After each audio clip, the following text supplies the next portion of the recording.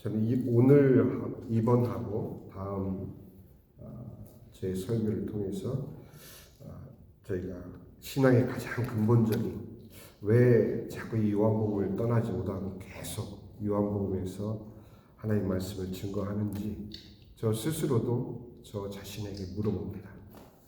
우리가 많은 신앙의 진전을 원하면서도 가장 중요한 것을 놓치고 그 위에 그 어떤 것을 쌓는다 할지라도 그것은 사상 누각에 불과하기 때문입니다.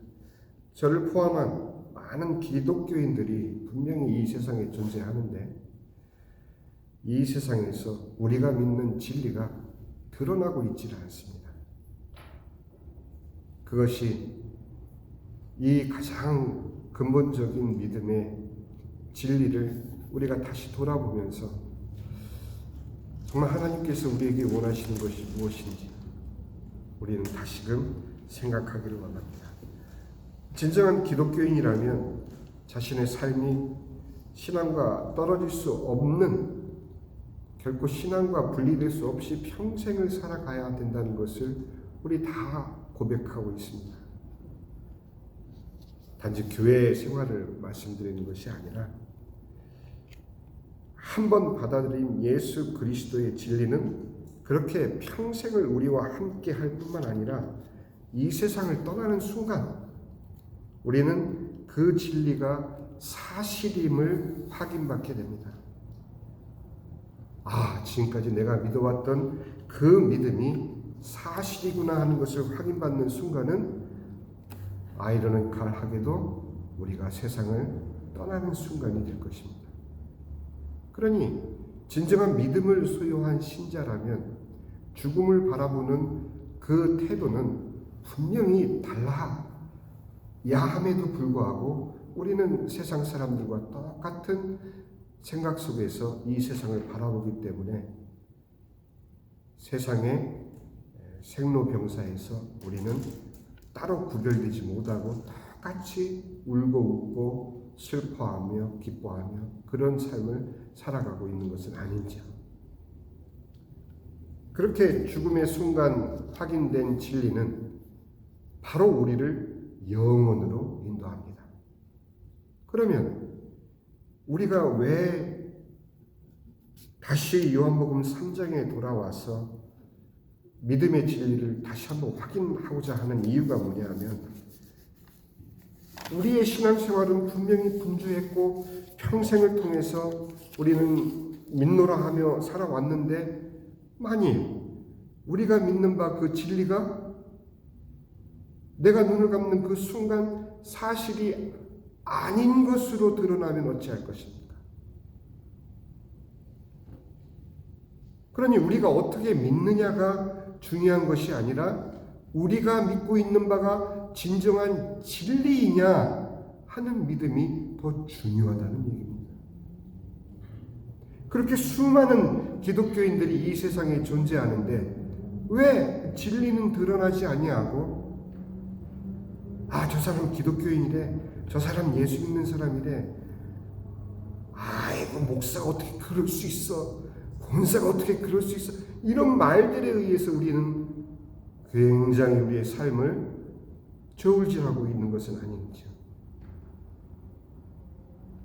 죽음을 통해서 우리가 진리와 1대1 대면할 때에는 그 누구의 도움도 우리는 받을 수 없을 뿐만 아니라 뒤돌아서 후회할 수도 없게 된다는 것입니다.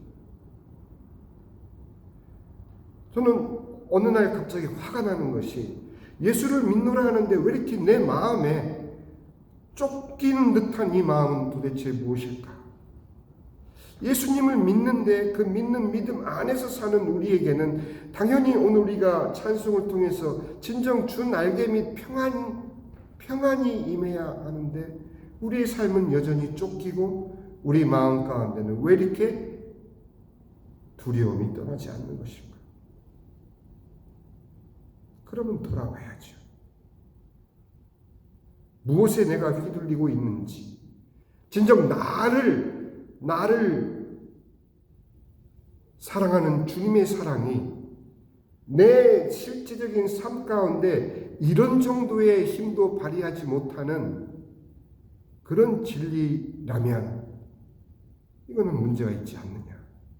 하다못해 이념주의자들은 자기가 추구하는 그 이념에 침을 튀겨가면서 남과 설전을 할 뿐만 아니라 반드시 내 생각이 옳다라는 것을 결국은 굴복시키면서까지 내 생각을 증거를 하는데 우리의 진리는 왜 침묵하냐 하는 말입니다.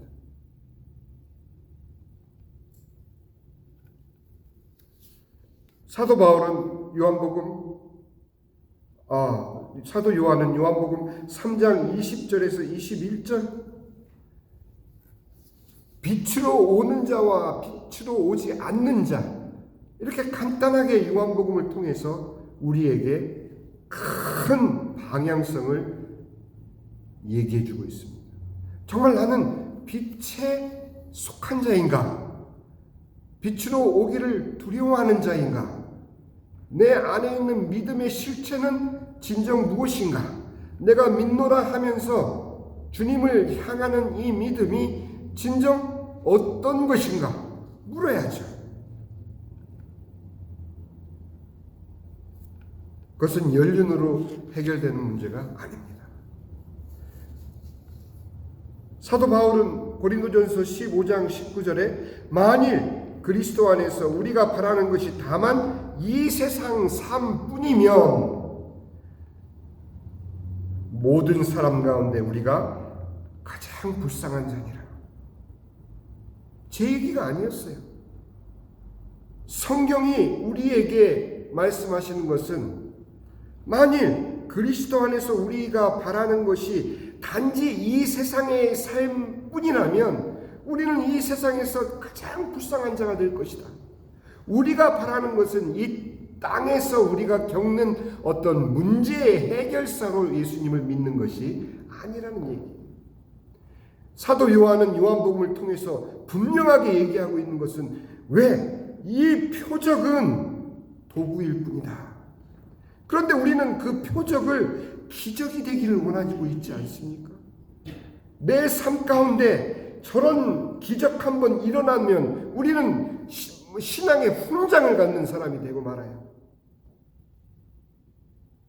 예를 들어 우리 사모님이 갑자기 막 꿈에서 자꾸 하나님하고 데이트하고 그 미팅 내용을 가지고 성도들한테 쫙 얘기하면 막 은혜가 넘치고 이러면 막 난리 나죠. 그날부로. 왜? 예수님 얘기 들으러 몰려듭니다. 죄송합니다. 제일 만만한 게 우리 사모님이라. 우리의 신앙은 단 한 번의 어떤 순간적인 이벤트로 생겨날 수 있는 것이 아니에요. 물론 그것이 계기가 될 수는 있지만 단순간적인 이벤트로 우리의 신앙을 붙잡게 되면 절대로 우리는 주님이 우리에게 주시고자 하는 그 진정한 진리의 맛을 알 수가 없게 됩니다. 예수님 스스로가 이렇게 말씀하셨어요. 요한복음 2장 23절 24절에 보니 많은 이들이 표적을 보고 그의 이름을 믿었으나, 아니 당장 내 눈앞에서 안진뱅이가 일어나고 봉사가 눈을 뜨고 막 이런 죽은 자가 살아나고 이런 기적이 일어나는데 왜 안 믿을 수가 없죠. 예? 정말 우리 이 작은 소망의 교회에서 만약 그런 일이 일어났다, 왕년에 잘 나가시던 우리 집사님이 갑자기 눈을 번쩍 뜨시고 그냥 그 고운 목소리로 그 예전에 그 히트하던 노래를 부르셨다. 그러면 우리는 난리가 나죠. 그 소문 온 동네에 퍼질 수밖에 없게 됩니다. 그죠? 솔직히 저는 그렇게 되기를 소망합니다. 너무 어깨가 아파가지고 이건 한의사 칭찬을 너무 했더니 그래도 안 나요. 결국은 진단이 50견이 왔답니다. 제가. 너무 아파요. 그래서 그 아픈 것을 주위 사람들한테 얘기를 했더니 그거 아무것도 아니고 나도 겪어본 거고 좀 있어 다 지나가. 그 양반들은 그렇게 얘기할지 몰라도 저는 아파 죽었는 거예요. 여전히 2년 동안 그 고통 가운데 있는 걸 생각을 해보면 저한테 그렇게 말씀하시면 서운하죠. 왜? 나는 고통 중에 있기 때문에. 그러면 제 바람은 무엇이겠습니까? 우리 이 목사님이 한번 안수 딱 해주시면 그냥 바로 씻은 듯이 할렐루야 낫게 된다면 얼마나 좋겠어요.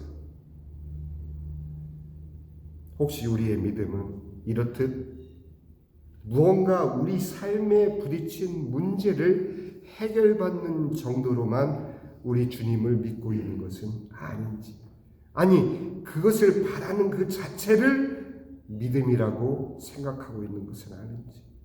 예수님께서 분명히 이렇게 24절에 예수는 그 몸을 그들에게 의탁하지 아니하셨으니 이는 친히 모든 사람을 아시며. 아니 표적을 보고 그 이름을 믿은 사람들을 예수님은 믿지를 않으셨대요. 왜? 그 속에 무엇이 있는지를 알기 때문에. 그래서 제가 답답했던 것이 무엇이냐 하면 도대체 무엇일까?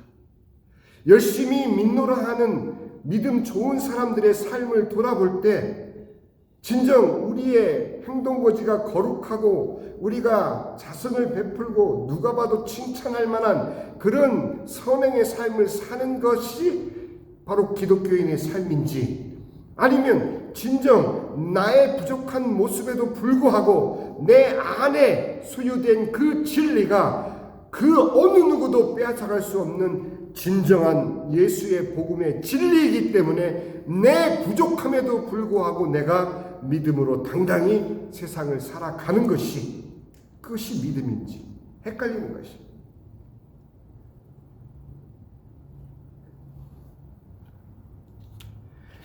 성경은 죄송합니다만 어떤 강제적인 일방적으로 우리더러 믿으라 그렇게 우리에게 강요하고 있지 않습니다. 복음서만 해도 오늘은 서론 시간입니다. 오늘 설교가 다 끝나는 게 아니라 다음번으로 또 이어지니까 너무 언제 본론이 나오나 자꾸 신경 쓰지 마시고 서론은 좀 자유롭게 제가 여러분들께 이해를 드리기 위해서 말씀을 드리고 있는 거예요. 왜 마태, 마가, 누가, 요한 이렇게 4개의 복음서가 신약 성경에 있을까요? 예수님에 대한 생애와 예수님의 가르침과 또 예수님의 그런 행적을 같은 내용임에도 불구하고 왜 이렇게 4개의 다른 복음서로 이렇게 기록되어 있을까요? 하나님은 절대적으로 우리에게 강요하고 계신 것이 아닙니다. 여러분들이 각자 마음이 다른 것처럼, 여러분들 생각이 다른 것처럼, 여러분들의 사상이 조금씩 다를 수 있기 때문에도 그렇지만 우리의 다양한 모든 사람들을 향해서 하나님께서는 성경을 통해서 예수께서 하나님이시요 그리스도 되심을 먼저 네가 믿기를 바라기 때문에 그래요. 내가 믿지 않는다면, 말씀을 증거하는 저 스스로가 만약에 믿지 않는다면 그것은 아무 소용없는 진리가 되고 말기 때문에, 또 이 말씀을 듣는 여러분들이 그 말씀을 듣지 않는다면 역시 마찬가지 그 진리는 진리가 여러분에게는 진리가 될 수 없는 것이기 때문에, 그거는 우리 개인의 확신의 문제가 아니고 우리가 진실로 예수님의 진리를 믿고 있느냐. 그래서 성경은 한두 명의 증인이 아닌 4명의 각기 다른 저자들에 의해서 기록하면서 오직 예수님께서 하나님이시며 그리스도이심을 선포하고 계시다라는 얘기입니다. 이 재미있는 것은 뭐냐면 마태, 마가, 누가복음, 우리가 지금 마가복음을 읽고 있는데 여러분들 마태복음을 읽으신 분들은 마가복음 읽으면서 또 중복되는 내용들을 또 발견하게 됩니다. 어느 정도 중복이 되냐? 사실 마가복음이 가장 먼저 기록이 되었는데 약 마가복음의 93%, 93%가 다른 누가복음과 마태복음과 중복이 돼 있어요. 같은 얘기를 전하고 있다라는 얘기예요. 그리고 마태복음은 58%가 다른 누가복음과 마가복음과 중복이 돼요. 같은 이야기를 전하고 있어요. 누가복음은 또 41% 정도의 내용이 다른 마태복음과 마가복음 내용과 중복이 되어 있어요. 왜 이렇게 중복적으로 하나님의 말씀을 전하고 있는 것일까? 하나님의 여러분들을 향한 그 사랑은 이처럼 너무도 세심하게 여러분들의 생각까지를 위해서, 여러분들의 성격이 어찌 다른지 몰라서, 여러분들의 생활 패턴과 환경이 어떤지에 따라서 여러분들의 이 말씀이 여러분들 가슴 속에 언제 어떻게 부딪혀 올지 모릅니다.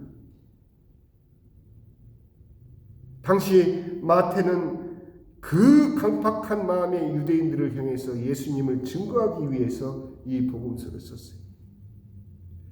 마가는 너희들이 겪고 너희들이 목도했던 그 예수는 바로 우리를 섬기러 오신 하나님이시다라는 그런 메시지를 정말 낮고 천한 그런 자들에게 증거하기 위해서 마가복음을 증거했어요.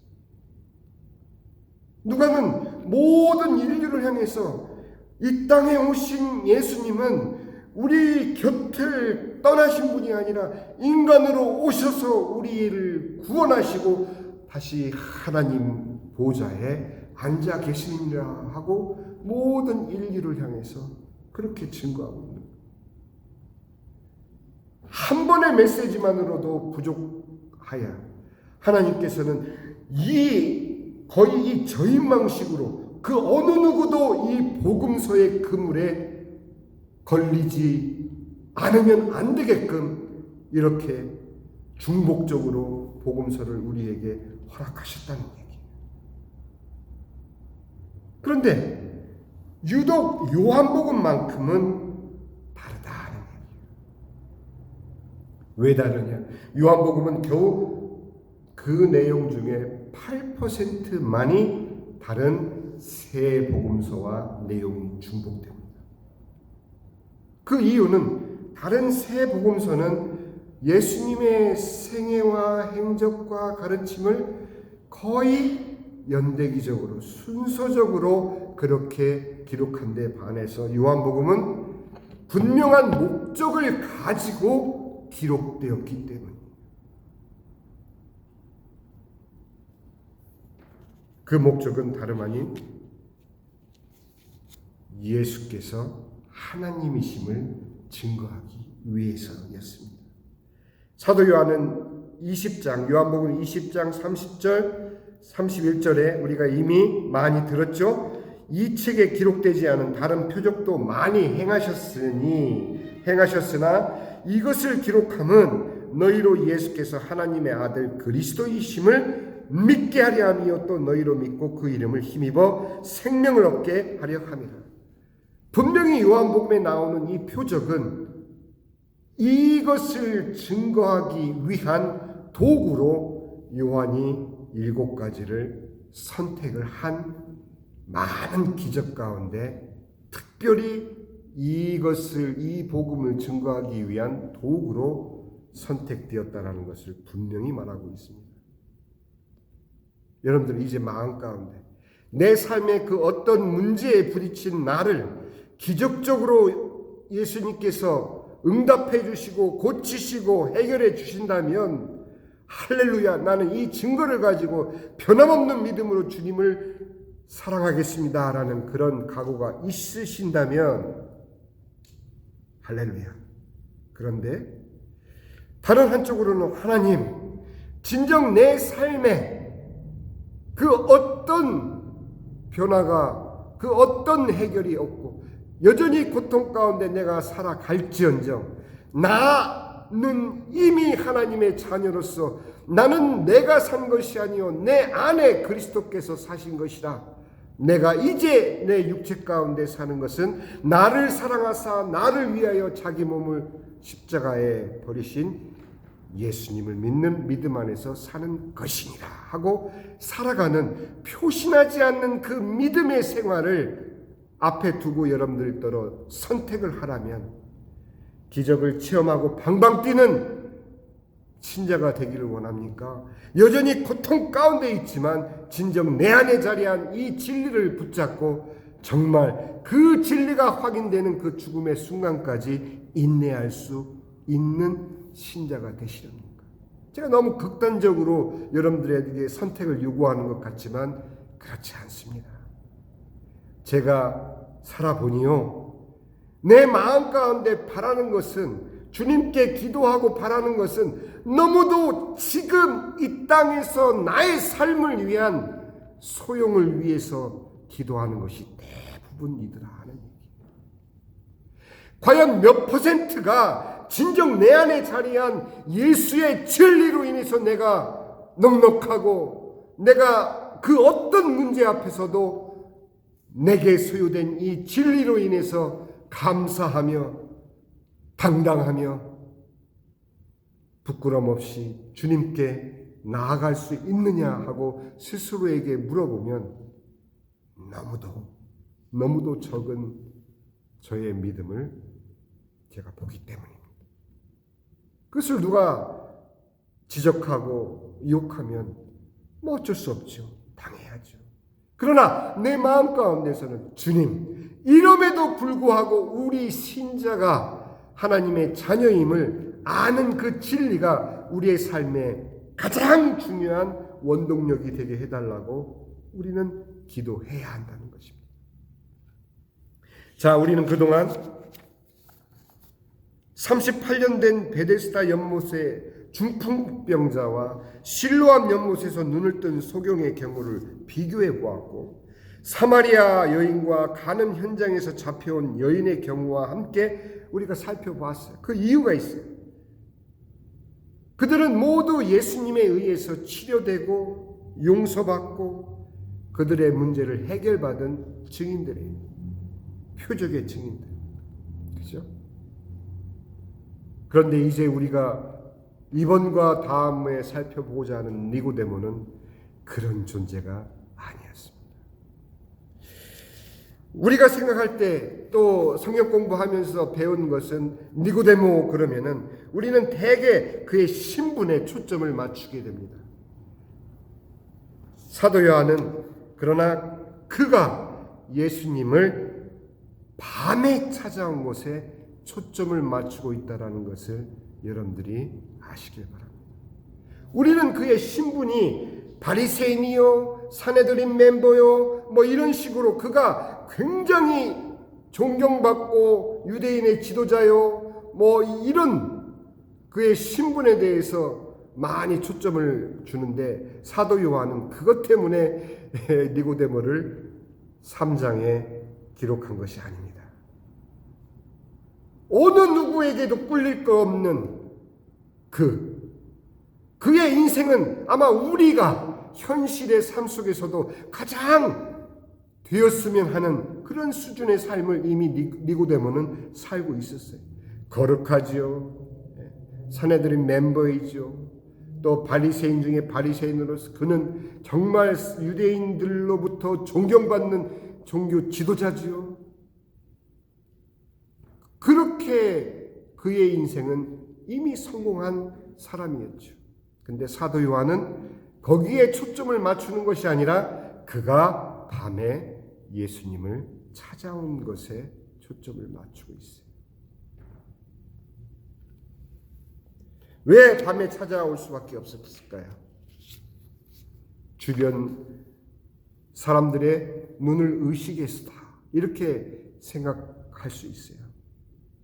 그리고 밤에 찾아온 것은 성경이 우리에게 암시해 주는 것은 바로 아까 우리가 처음에 사도 요한이 우리에게 준 큰 두 방향, 빛으로 오는 자, 빛에 있는 자와 빛으로 오지 않는 자, 이 큰 방향 안에서 니고데모를 생각하면 아주 쉽게 이해가 됩니다.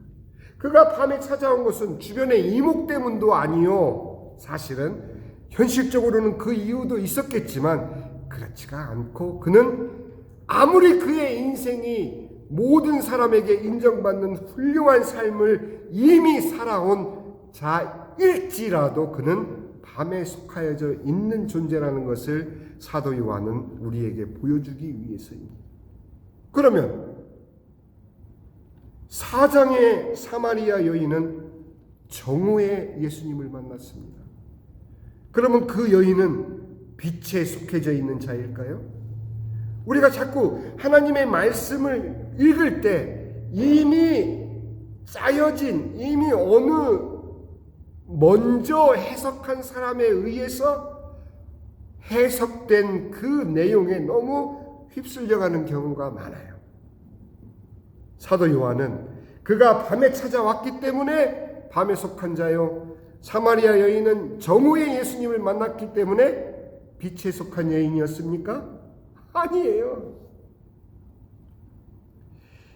빛에 속한 자라는 것은 진정 예수님 안에서 내가 진리를 소유한 그 기쁨을 주체할 수 없어서 내 삶이 어떻게 넘쳐나는지를 사마리아 여인의 경우를 통해서 예수님은 보여주기 위해서였고, 니고데모는 우리의 신앙의 과정이 그렇듯 원타임 이벤트로 진행되는 것이 아니라 그의 일생 전체를 두고 진행된다는 것을 동시에 보여주고 있는 그런 사도 요한의 의도를 여러분들이 알고 이제 다음번 저의 설교를 준비를 하셔야 됩니다. 그가 밤에 찾아왔기 때문에 밤에 속한 자가 아니고, 사마리아 여인이 정오에 만났기 때문에 빛에 속한 여인도 아니고, 완전한 삶을 살았노라 자부하던 니고데모 역시 그 마음 가운데 해결할 수 없는 갈증, 그리고 그 여인은 환경적인 고통으로 인해서 사람의 눈을 피해서 정오에 나와야만 하는 그 여인 마음속에서 그를 더더욱 공고하게 했던 그 갈증, 우리 마음 가운데 진리를 향한 갈증이 있어야 된다라는 것을 사도 요한은 이 많은 증인들을 동원해서 우리에게 알려주고 있는 것입니다. 나는 목사이니까 이미 완성됐다고요? 그런 분에게는 니고데모를 사도 요한은 생각하기를 권할 겁니다. 나는 인생이 보통 험난해서 내 이런 모습으로는 주님을 절대로 나는 따를 수가 없다고요? 그런 분들에게는 사마리아 여인의 이야기를 사도 요한은 들려주고 있는 것입니다. 그가 밤에 왔든 정오에 왔든 예수님께서는 그 모두를 품에 안으시고 그들의 갈증에 응답하시고 그들의 목마름에 생수를 주시고, 이것이 우리가 믿는 진리인데 왜 우리의 현실은 여전히 목마르고 있느냐 하는 이야기입니다. 다음번 이야기를 위해서 여러분들은 꼭 요한복음 7장과 19장, 오늘 3장이죠. 오늘 3장과 7장과 19장 요 3장만큼은 미리 읽으시고 다음 저의 이야기를 이어가도록 하겠습니다. 우리 다 같이 잠시 기도하겠습니다. 아버지 하나님, 분명 우리는 믿는 신자임에도 불구하고 우리의 실제적인 삶 가운데 무엇이 잘못되었는지, 무엇을 내가 잘못 믿고 있는지, 우리 삶은 여전히 곤고하고 우리 마음 가운데 시원함이 없이 진정 내 앞에 나를 가로막는 그 수많은 문제들 앞에서 무기력한 저희들 자신을 봅니다. 아버지, 이번과 다음번을 통해서 저희는 진정 왜 그토록 예수님께서 이미 인생에서 성공한 니고데모를 어린아이 취급하면서도 그에게 가장 중요한 복음의 진리를 그에게만 허락했는지를 우리는 알게 됩니다. 우리에게 필요한 것은, 모든 신자들에게 필요한 것은 그 많은 신앙의 액세서리가 아닌 내 안에 물과 성령으로 거듭난 진정한 예수님의 복음이 내 안에 자리하므로 내 실제 삶 가운데 주님 때문에 기뻐하며 주님 때문에 감사하며 주님만 흠모하는 삶이 살아가게 될 줄 저희는 분명히 믿습니다. 우리 사랑하는 성도들, 저들의 삶을 이 말씀에 비추어서 다시금 돌아보아 믿음을 확인할 수 있는 기회가 되게 하시고, 내가 이미 믿었노라 여기는 그 자리에서 다시금 복음을 확인하고 진정한 신자로서의 삶을 힘있게 살아가는 모든 복된 우리 소망교회 성도들 될 수 있도록 주님 축복하여 주시옵소서. 감사드리오며 우리 주 예수 그리스도의 이름으로 기도합니다.